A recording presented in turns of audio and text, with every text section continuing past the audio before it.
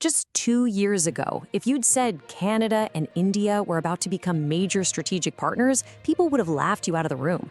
The relationship wasn't just cold, it was in a state of absolute diplomatic collapse. Today, we're seeing one of the most stunning turnarounds in modern geopolitics. So what on earth happened? How did we get from there to here? We're going to break down the strategy, the deals, and the high-stakes diplomacy behind it all. And you'll want to stay till the end because some shocking things are coming up in this explainer. All right, let's get back to it. I mean, just look at this contrast. In 2024, it was an all-out diplomatic war. We're talking ambassadors getting kicked out, critical trade talks completely frozen. The relationship had totally collapsed. Fast forward to 2026, and it's a completely different universe. We're seeing billion-dollar deals, a brand new defense pact, and leaders talking about a shared vision. The story of how this happened is a masterclass in modern statecraft, and it involves a new kind of leader, a huge economic problem, and a very calculated geopolitical power play. And to really get this seismic shift, you have to understand the man who engineered it.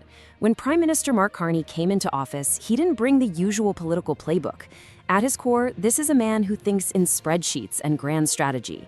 You could say he's a practitioner of grand economics. This idea that your most powerful foreign policy tool isn't your military, it's your economy.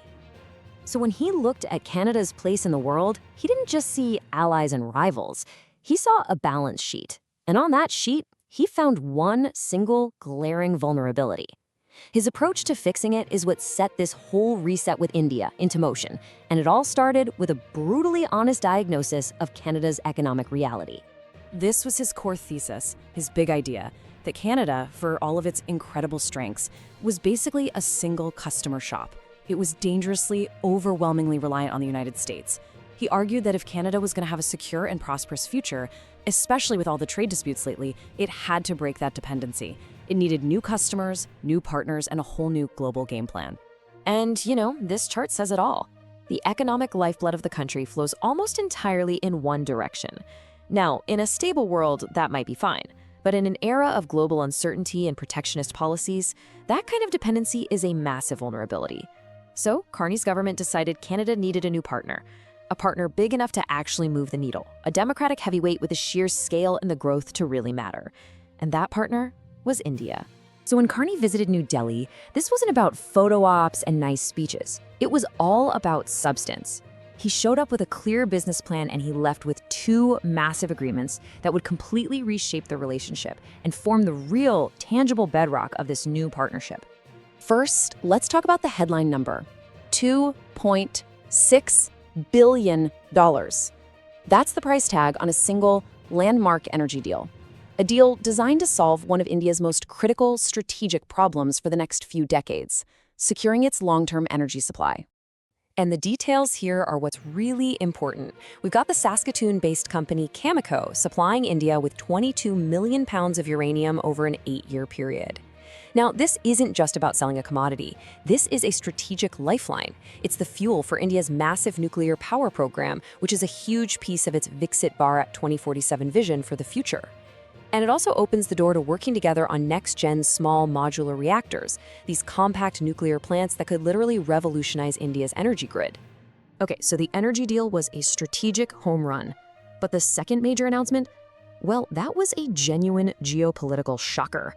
For decades, Canada has been seen as, well, a bit of a reluctant player in Indo-Pacific security. This new partnership sends a clear signal that that era is officially over.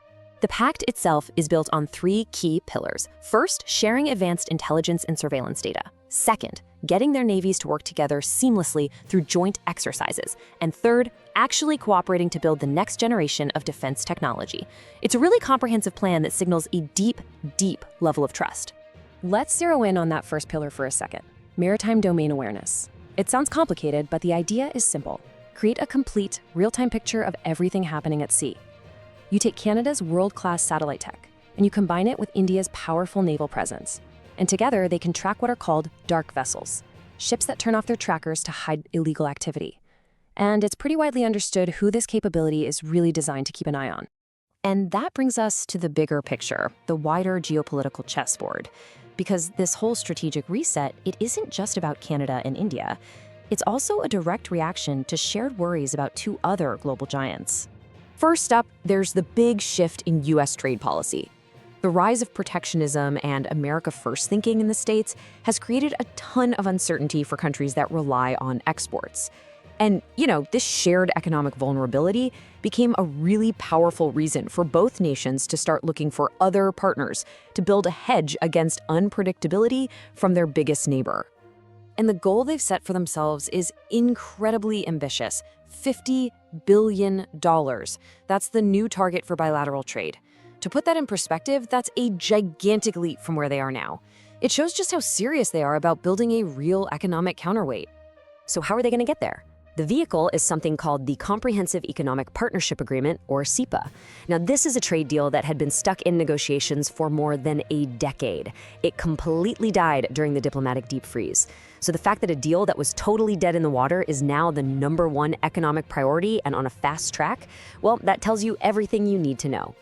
But of course, we have to be honest here. We can't just ignore the very real, very difficult history between these two countries. The handshakes and smiles of 2026 don't just magically erase the serious tensions of the very recent past.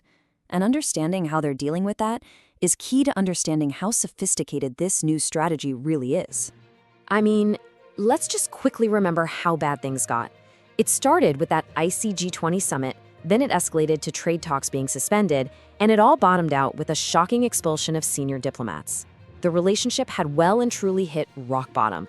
And this quote from Canada's public safety minister really nails the new approach. It's not about pretending the hard stuff doesn't exist. The strategy is to compartmentalize. Basically, they've created these new private back channels to handle the sensitive security disagreements, which allows the huge economic and strategic relationship to charge ahead in public. Both sides have realized that the cost of not cooperating is just way too high.